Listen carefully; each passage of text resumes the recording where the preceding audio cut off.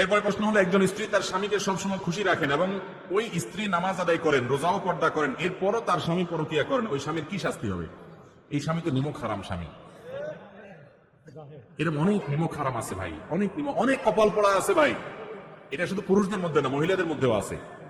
অনেক মহিলাদের এরকম আছে যে স্বামীটা অনেক ভালো, তার হক আদায় করে, তাকে অনেক ভালোবাসে, অনেক আদর যত্ন করে, এরপরও সে পরকীয়া লিপ্ত।